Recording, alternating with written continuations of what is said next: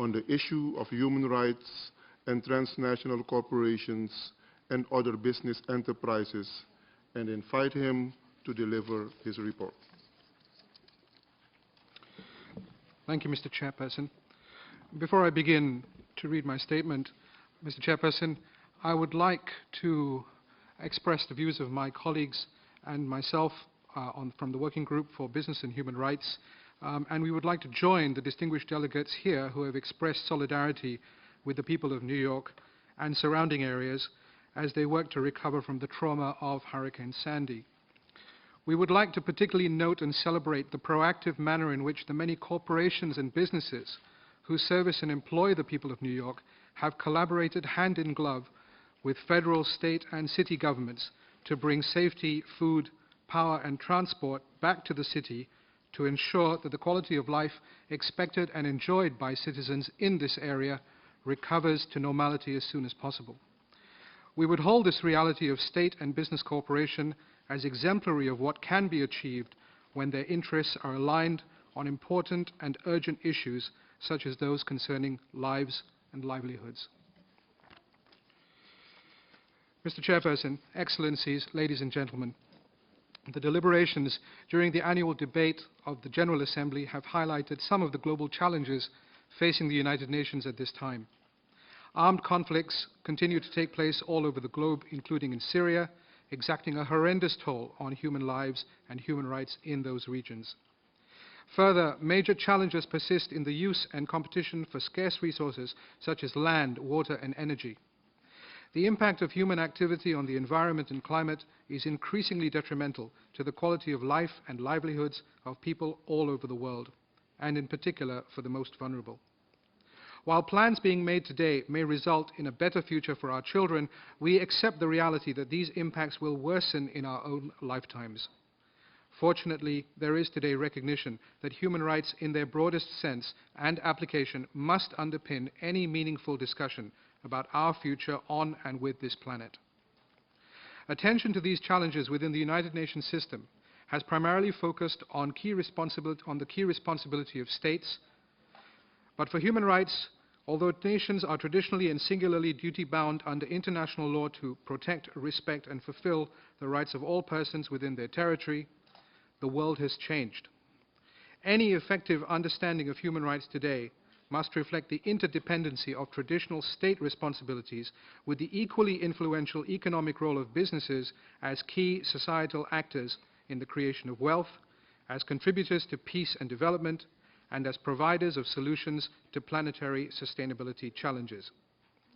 As overwhelmingly positive as the contribution of commerce has been to our civilization, we must recognize that the behaviors associated with the manufacture, distribution, financing, and innovation of some products and services can and do negatively and unjustifiably impact human rights, the environment, and tragically they continue to cause conflict that could otherwise be avoided. This interdependency in roles between states and businesses should actively inform approaches to specific situations, actions, and efforts in addressing global challenges, including critically the deliberations on sustainable development goals as agreed by Rio+20 and in the process around the post-2015 development agenda that are commencing now. As you are no doubt aware, last year the Human Rights Council unanimously endorsed the guiding principles on business and human rights, the culmination of 6 years of work and extensive global and regional consultations. These principles gained the support of UN member states from all regions of the world, as well as the support of the business community and civil society. While affirming the existing duty of states to protect human rights in the context of business activities and elaborating on the legal and policy implications of this duty, the guiding principles set out clearly the business responsibility to respect human rights. The unanimous endorsement by the Human Rights Council establishing the guiding principles as a global authoritative standard for the actions which both states and businesses must take to prevent and address negative impacts on human rights linked to business activity and ensure effective access to remedies for individuals and communities when such adverse impacts occur. This momentous achievement, while not foreclosing any future developments in this discourse, rewards decades of effort at the United Nations to address the issue of human rights in businesses.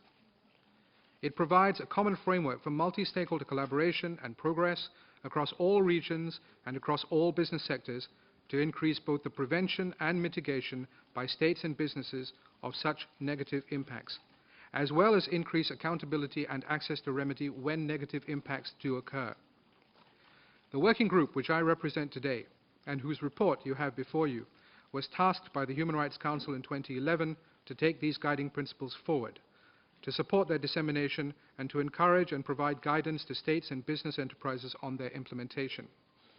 I cannot overstate the point that while the guiding principles provide a solid foundation for progress to be made, it is only through concrete actions by states and businesses that behavioral norms will be established to actively avoid human rights harm, and to provide remedy if harm does indeed occur. To that end, the working group adopted a strategy which it presented to the Human Rights Council in June of this year. In addition to promoting implementation by states and businesses in different regions and sectors, this strategy focuses on reinforcing convergence of other standards around the guiding principles and embedding the guiding principles in key global governance frameworks, to use the power of these existing frameworks to improve corporate practices. As you can see from our report, since the guiding principles have been endorsed a little more than a year ago, there has already been some important progress and initiatives. Several regional and global institutions such as ASEAN, the European Union and the OECD, to mention just a few, have taken important steps in this regard. Opportunities exist to take the issue forward in other regions, and the working group looks forward to engaging further with the African Union, the Organization of American States, and other key actors to support implementation in their respective regions.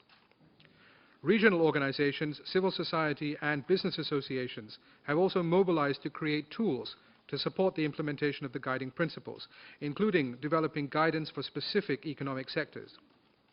The working group looks forward to collaborating with such efforts and calls for all tools to be coherent and align themselves with the guiding principles. The Secretary-General recently issued a report on the role that the United Nations can play in advancing the business and human rights agenda, particularly the implementation of the guiding principles. This report contained a list of important recommendations to the United Nations system as a whole and to particular agencies and programs, and was welcomed by the Human Rights Council at its September session. The working group also welcomes this report and calls on member states to contribute to the United Nations efforts to implement the recommendations contained in the report, notably those relating to meeting the capacity building challenge. To that end, the working group calls on member states to support the creation of the proposed global multi-stakeholder fund focused on capacity building on business and human rights. Excellencies, the working group welcomes these initiatives but recognizes that more needs to be done if we are to collectively make an impact in changing both state and business practice, and to address the gaps that leave individuals and communities without access to recourse if their rights are negatively affected by business activities. Awareness and capacity among stakeholders is still too low. States and business need to do more to build up the capacity of their staff to put the concrete measures outlined by the guiding principles into practice. This will require resources and willingness to learn from the experiences of peers. The working group stands ready to provide guidance and assistance and is developing initiatives to facilitate such peer learning and facilitate the establishment of national plans of action. The working group has recently carried out its first country visit to Mongolia, where it learned firsthand about the real-life opportunities and challenges for the state and business enterprises to apply the guiding principles, particularly with regard to their mining boom. At the end of its visit, the working group made recommendations to all stakeholders on steps they could take toward implementation of the guiding principles to reduce the potential impacts of this boom on human rights and the environment. Under our guidance, the first forum on business and human rights will take place on the 4th and 5th of December this year in Geneva. If you have not already registered, I warmly encourage you to do so. The forum is a unique opportunity for states, business enterprises, and civil society from around the globe to share experiences on dissemination and implementation, to learn from initiatives in other countries and regions, and to identify challenges and discuss solutions on how to address them. Mr. Chairperson, the recommendations in our report require the active support of member states for their implementation. This support is needed to further integrate the guiding principles into global and regional governance frameworks and to support efforts to improve practices, concrete action to prevent abuse, and hold companies accountable when it occurs, and to ensure that those affected have access to effective remedies. The working group looks forward to engaging further with you and receiving your support as we proceed along this journey to improving respect for human rights in business operations. Thank you, Mr. Chairman. I thank the chairperson of the working group for his presentation, and I now open the floor for the members of the third committee to pose questions and make remarks. The distinguished representative of Norway is recognized. Thank you, Mr. Chairman. Let me thank warmly the chairperson, Mr. Puvan Selvanathan, for his report on behalf of the working group and with its important recommendations for advancing the business and human rights agenda. We have indeed made great progress since the debate on business responsibilities for human rights started in the 1990s. Now is the time to take this to the next level, as so eloquently pointed out by the chairperson of the working group. Norway supports the strategy developed by the working group and its focus on implementing the guiding principles. We agree with the working group that there is a need to accelerate the implementation by states and business enterprises of the guiding principles in all economic sectors through concrete measures to prevent, assess and address potential and actual human rights impact that business activities cause. In short, Mr. Chairman, the guiding principles on business and human rights must be the real driver for new and effective policies that they have been set out to be. We would like to ask Mr. Selvanathan to elaborate on what he considers to be the main challenges when it comes to the state's operationalization of the guiding principles and how to overcome these challenges. Furthermore, the report addresses the dissemination of the guiding principles, and we note that the first annual forum on business and human rights to be held in Geneva on the 4th and 5th of December will be a step in this direction. The report also addresses the embedding of the guiding principles in the global governance framework, including the United Nations system. The report from the Secretary General earlier this year gives valuable recommendations on how the UN system as a whole can contribute to advancing this agenda. We believe that the embedding of the guiding principles across the activities of the UN system entities and taking the guiding principles into account requires a fresh look at all relevant policies and procedures. So this is indeed a big task, but it has to be undertaken. A question in this regard: are there good examples on mainstreaming of human rights and businesses in the UN system that stand out and can be mentioned as a point of reference? Because we need good examples and promotion of best practices also from within the UN system itself. Thank you. I thank Norway, and I now recognize the distinguished representative of Switzerland. Merci. Thank you, Mr. Chairman. Switzerland welcomes the efforts of the working group on the issue of human rights and transnational cooperations and other business enterprises. We also welcome the open consultations with all stakeholders, which will enable the implementation of a sensitive agenda. We are confident that this will enable the promotion of a true dialogue among all of the actors while focusing on the identification of opportunities for the dissemination and implementation of the guiding principles, and by focusing on good practices. The identification of best practices for effective access and recourse for affected communities is one of the key goals for which we must strengthen efforts. Switzerland strongly supports field missions, such as those in Mongolia, And we consider that this is a key instrument of the working group. The first observations have highlighted the challenges to minimize the negative impacts and to maximize the positive impacts. Specifically, the need to define the respective responsibilities of the government and the private sector. For its part, Switzerland is pursuing multipartite dialogue that was launched in May of this year to implement the guiding principles at the national level. My delegation would like to ask the three following questions to the Special Rapporteur. 1. What are the priorities of the working group for the first half of 2013, specifically concerning the new country missions? 2.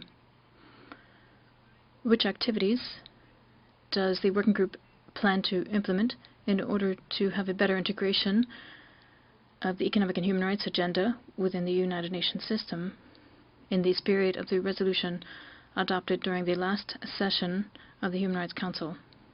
And 3, how does the working group plan to promote issues concerning the relations between states and enterprises which operate in their jurisdictions? Thank you, Mr. Chairman. I thank Switzerland for taking the floor. European Union, you have the floor. Thank you, Mr. Chair. Mr. Chairperson, thank you for being here today and for your very interesting and informative presentation. We reaffirm our support to the work of the working group. And as you have noted in your report, the EU is engaging extensively by presenting various initiatives on business and human rights, introducing corporate social responsibility, and the European Commission is working with the EU member states to develop national plans for the implementation of the guiding principles. Taking this opportunity, I would like to ask the following two questions. In your report, you emphasize that socially, environmentally sustainable and inclusive development cannot be achieved unless businesses respect the human rights of people affected by their activities. From your perspective, how should this human rights dimension be integrated in the preparations and negotiations regarding the post-2015 development agenda? As you also addressed in your presentation and have noted, significant challenges and gaps still exist in achieving the effective dissemination and implementation of the guiding principles. From your point of view, what short, mid and long-term perspectives do you see in their implementation? Thank you very much. I thank the European Union, the distinguished representative of the United States. Thank you, Mr. Chairman. The United States firmly supports the work of the UN Working Group on the issue of human rights in transnational corporations and other business enterprises to date, and encourages other countries to do the same. The task of transforming the guiding principles from paper to practice is an undertaking of global proportions, one that no government, region, or sector can accomplish alone. That is why we seek to collaborate with various stakeholders to support respect for human rights. We are pleased to see the Working Group doing the same. The United States supports the work of the Working Group by hosting workshops to discuss challenges and new opportunities in implementing the guiding principles. To date, we have hosted separate workshops with over 80 multinational corporations, 60 NGOs, and a group of investors interested in socially responsible issues. We are also supporting civil society initiatives to advance the objectives of the guiding principles through our programming grants. We strongly encourage other governments to be proactive in this endeavor and look forward to learning about the accomplishment of other stakeholders in advancing the objectives of the guiding principles at the upcoming United Nations Forum on Business and Human Rights. We have two questions for the leader of the working group. In the opinion of the working group, what should be the immediate focus the immediate areas of focus for governments to strengthen the state's duty to protect? And are there specific industry sectors that the working group believes should be a priority for implementation of the guiding principles? And if so, which ones? Thank you. I thank the United States. Russian Federation, you are invited. We thank the working group and Mr. Selvanathan for the work they've carried out. At the current time, the world is still going through a global economic crisis, the negative effects of which have affected absolutely all countries. It is not surprising that in this difficult economic situation, the transnational corporations are also being affected. In this regard, the task of increasing the accountability of these corporations has become even more important, while they must also observe human rights standards. The necessity of moving through this crisis situation should not free the transnational corporations from their responsibility to observe and promote human rights standards. The Russian Federation has always been one of the proponents of promoting human rights in business practices. We support the activities of the working group, as well as the promotion of the development of their guiding principles in the area of business and human rights. In this regard, we have a question. What ideas or specific plans do the working group have to disseminate information on the guiding principles among the population, and in particular among vulnerable groups, so that they could more actively use their access to legal and administrative measures to make use of their socio-economic rights? Thank you. I thank the distinguished representative of the Russian Federation for taking the floor. May I now ask Mr. Selvanathan to respond? Thank you, Mr. Chairperson. Thank you also to the distinguished delegates for their support, their questions, their continuing interest in our work. I have tried to summarize the questions that have been posed into, I think, three broad blocks. I think there were questions in the first instance around the challenges that states face in their responsibilities under Pillar 1. In this case, there was a question on particular challenges and how states might be working to overcome these. I think one of the key aspects in response to this might be the integration of agencies, ministries, and others within governments so that they can act in concert, particularly as regards policy and processes on human rights and on dealing and engaging with the private sector. That would include investment relationships, sovereign wealth funds, all of these aspects. Sometimes we find, as particularly in our early work, that there has been a disconnect between the manner in which the state duty to protect is carried out and how it is that governments then choose to deal with businesses on the other hand in terms of incentivizing trade and economic activity. So I think there needs to be much more coherence around these two aspects of how governments deal with within themselves and with regard to businesses. I think that there was also next the point about the UN system and about mainstreaming, and I think this also goes to the question on post-2015 aspects.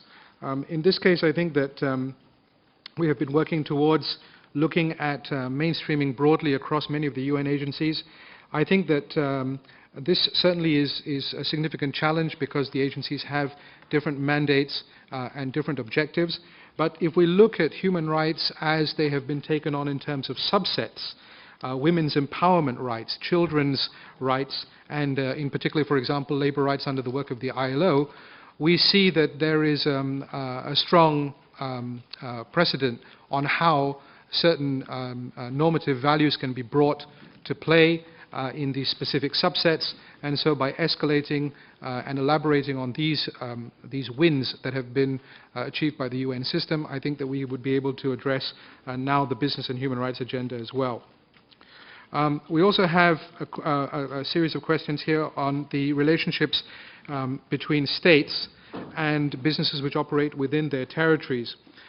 This one here, I think, is particularly important. It's a very important question because I think it requires the collaboration of states across their boundaries with other states. I mean, the advantage that many transnational corporations have is that they operate supply chains that tie to a single corporate policy that to a certain extent mollifies the differences between that may exist across boundaries and between boundaries. I believe that states acting in concert with each other, regional blocs, for example, such as ASEAN and the EU, and in this case, you have also the OECD multinational, the guidelines on multinational enterprises. This is where you see a coalescing of thinking on how transnational relationships can function. And once we have the transnational relationships being exemplified as the way that states can operate with each other, that is a very good and sound platform for companies to then begin to have a discussion on the same manner. In terms of priorities and challenges, I think this was a block of questions that were to do with this. Also, priorities and challenges that are tied to the working group. I would say that we have three broad areas which are outlined in our report. The key challenge, I think, at this point is awareness.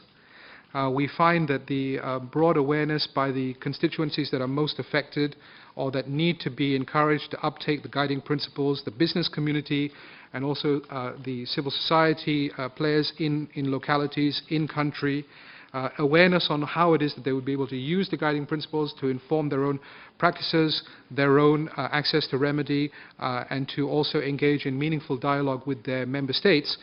This is what we need to build up. That is a major challenge, that awareness really needs to be much, much more prevalent in order for us to make significant progress. I think the second challenge, or in this case an opportunity, I think, and this is a priority of our work, is embedding. We are seeking very actively to embed the guiding principles in processes. A number of these are mentioned in our report, but also in processes that are being developed now, nascent processes. In one case, also, for example, the post-2015 agenda. Working with parts of the UN that are traditionally aligned to dealing with the private sector, such as the UN Global Compact, also working with the private sector arms of governments, agencies, investors, and so forth, to ensure that this idea of embedding the notion of human rights is part and parcel of how it is that their policies and strategies on investment and engagement are framed. And I think the last challenge which we would like to address within the working group is this interrelationship. We feel the working group is in a privileged position to be able to address distinguished delegates, for example, here from member states, and also to be able to reach out on a different level to members of the private sector, CEOs and the business community at large. And we feel that the working group will use this opportunity to bridge the challenge of different speeds of operation, different objectives between the private sector and the member states, and to try to ensure that interests become more aligned. As I'd mentioned in my short point before I read my statement, when interests are aligned around livelihoods and lives, tremendous things can be achieved. And I think this is where the working group will be able to work to ensure that some of these interests can be very explicitly aligned. Thank you, Mr. Chairman. I thank Mr. Selvanathan for responding on the questions, and I will now invite Mr. Pablo de Grijf, the Special Rapporteur on the promotion of truth, justice, reparation, and guarantees of non-recurrence, to make an